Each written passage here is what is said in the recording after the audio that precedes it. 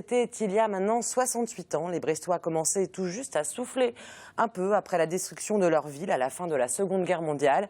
Le 28 juillet 1947, un cargo nommé Ocean Liberty, rempli entre autres de nitrate d'ammonium, de pétrole en fût ou encore de fourrure, explose lors de son déchargement au port de Brest. L'onde de choc s'est ressentie jusqu'à Landerneau. Cette histoire marquera un tournant dans le domaine de la sécurité portuaire. Stéphane Lucas, vous êtes donc le commandant adjoint du port de commerce de Brest. Alors, est-ce que cette catastrophe est l'une des pires qui puisse arriver dans un port de commerce ? Effectivement, c'est l'une des pires, puisque là, c'est réellement une explosion où le souffle est tel qu'il correspond à une bombe. C'est purement et simplement une bombe qui a explosé. Et c'était déjà arrivé, malheureusement, quelques années précédemment, avec le même produit dans d'autres ports. Comme à Texas City, c'est ça, 2 ans auparavant Voilà, tout à fait. 2 ans auparavant, il y a un premier navire qui avait explosé et qui a fait exploser le suivant. Donc déjà, on aurait pu être quand même un peu alerté sur la dangerosité du produit, et surtout que 20 ans avant, il y avait déjà eu le même problème en Allemagne. Mais bon, là, c'était une autre époque. Alors cet épisode de l'histoire de Brest, vous allez en parler ce jeudi soir à la médiathèque de Bellevue à Brest, en compagnie d'Ifik Dornick, qui a réalisé lui un film avec les témoignages de ceux qui ont vécu cette explosion. On regarde un petit extrait. Et donc, je me trouvais sur la petite rotonde qui surplombe la rade, là, l'espèce de tour qu'il y a au-dessus du... Alors là, j'ai un souvenir des plaques de blindage qui nous passaient par-dessus la tête, les arbres qui se couchaient, qui étaient étêtés, qui tombaient. Tout à coup, nous sommes trouvés dans un nuage de feu avec des gros morceaux qui passaient au-dessus de nos têtes. Et tout d'un coup, on a vu un énorme anneau qui éclatait dans le ciel, comme une explosion atomique, quoi. Et là, j'ai entendu une vibration. Je me suis accroupi dans le caniveau, qui était sec heureusement. Je me suis retourné. J'ai vu ce champignon comme un champignon atomique qu'on nous a présenté plusieurs fois depuis. Et tous les vitres éclaté de tous les côtés. Quand c'est arrivé, tout est dégringolé. On venait de poser des rideaux, tout est tombé. Ouais, parce que je suis restée à peu près 6 mois sans parler, à peu près. Je ne mangeais plus, je ne dormais plus. Alors on l'entend, hein, c'était un véritable cauchemar dans la ville, mais cette explosion dramatique aura aussi servi à prendre des mesures correctrices pour éviter de nouveaux accidents de ce type-là. Alors à commencer par le conditionnement des matériaux transportés dans les navires. L'Ocean Liberty transportait du nitrate d'ammonium, du pétrole, des pièces détachées de voitures, ainsi que des fourrures. Aujourd'hui, un tel chargement en vrac, ce serait plus possible, Stéphane Lucas? Non, on n'a vraiment plus droit de mettre autant de marchandises l'une à côté de l'autre. Il faut vraiment qu'elles soient séparées.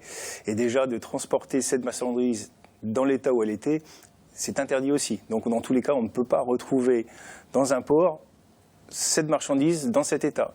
Depuis, elle a été enrubanée avec une petite couche autour qui, elle, va fondre, puisque principalement, ça sert comme engrais. Donc, il faut d'abord que la pluie s'écoule lentement. Donc, les produits ne peuvent plus se retrouver et pas dans de telles quantités. En général, les plus grosses quantités, c'est ce qu'on appelle des gros big bags. Ça fait à peu près 1 tonne, ou 500 kilos. Enfin, voilà, c'est des grands sacs qui sont séparés ou des plus petits sacs, des plus petites quantités. Mais on ne retrouvera jamais sous cette forme parce que c'était juste devenu une pâte. Voilà, c'est... Trop dangereux. Surtout que c'est comme si vous aviez fabriqué une bombe, puisque vous aviez des métaux à côté. Alors, est-ce que les navires doivent déclarer ce qu'ils contiennent avant d'entrer dans un port? Dans le port de Brest, en tous les cas? Oui, dans tous les ports, une des traçabilités, et ça continue à évoluer, hein, les règlements évoluent en permanence, et là, au 1er juin, on aura une nouvelle réglementation. Tout ce qui est suivi de marchandises dangereuses, déjà, c'est obligatoire de le déclarer. Ça se trouve dans le Code des transports, où tout armateur, toute personne qui doit importer ou exporter une marchandise doit la déclarer. Et d'autant plus, si elle est une marchandise dangereuse, ne pas le faire, c'est un délit. Donc, qui est condamnable, sanctionnable par de la prison. Là, si ça avait été le cas à l'époque, s'il n'est pas, je pense qu'il aurait fini en prison dans tous les cas. Alors, l'Ocean Liberty avait fait escale à New York, traversé l'Atlantique avec du gros temps, changé son itinéraire en Europe à cause d'une grève des dockers belges. Le suivi des marchandises dangereuses se faisait pas de la même façon qu'aujourd'hui. Aujourd'hui, on sait exactement, vous savez, quand un cargo arrive à Brest, par où il est passé exactement avant? Ah oui, tout à fait. On sait par différents documents, puisque un navire doit fournir, je dirais, une bonne dizaine de documents. Et voilà, donc c'est pas si simple que ça. Et d'ailleurs, la dernière modification au 1er juin, c'est justement de dématérialiser tous ces documents, histoire qu'on puisse les transférer beaucoup plus rapidement, qu'on puisse recevoir vraiment toute la quantité. Il faut bien imaginer qu'un porte-container, puisque Brest a la chance d'en recevoir, le nombre de lignes de marchandises que vous pouvez avoir sur un porte-container, c'est pas quelques lignes, c'est pas juste une marchandise. Il peut avoir des dizaines, voire des milliers de lignes. C'est des gros dossiers. C'est des gros dossiers. Donc comment traiter ces gros dossiers? Il faut les informatiser pour qu'on puisse les traiter. Et en cas de difficulté, savoir exactement où était cette marchandise sur le navire.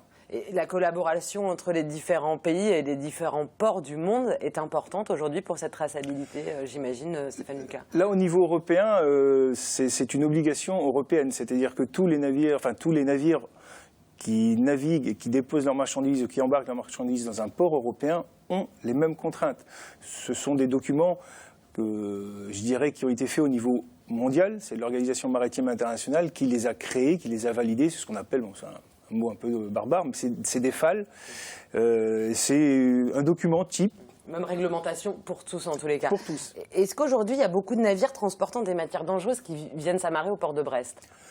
Beaucoup, non. Les marchandises dangereuses, le port de Brest reçoit du gaz, reçoit du pétrole, puisque faut bien que nos véhicules locaux roulent, et les bonbonnes de gaz viennent aussi. On reçoit un petit peu de marchandises dangereuses par container.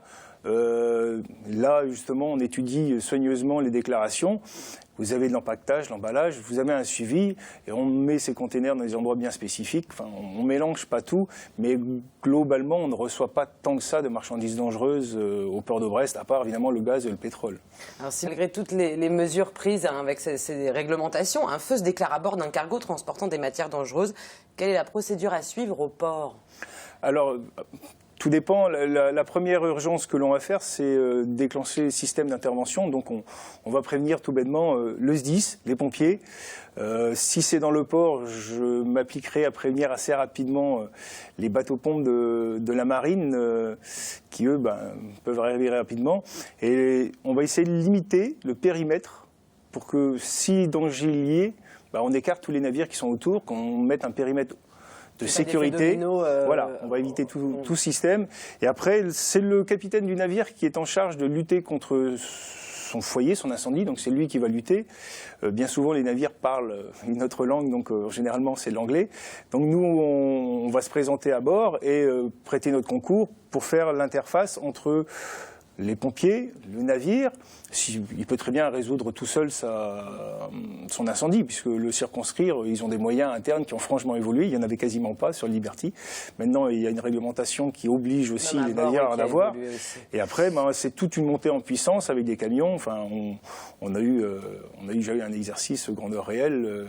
En tous les cas, ça ne risque pas d'arriver de sitôt, mais comme vous aimez à le rappeler, le risque zéro n'existe pas non plus. Mais tout est mis en place pour l'éviter. Merci beaucoup, Stéphane Lucas. Je rappelle que vous intervenez pour un rendez-vous maritime dédié à la catastrophe de l'Océan Liberty ce jeudi 2 avril à la médiathèque de Bellevue. Ça commence à 18h30 et c'est gratuit. Je rappelle que la médiathèque se trouve au premier étage du centre commercial de Bellevue.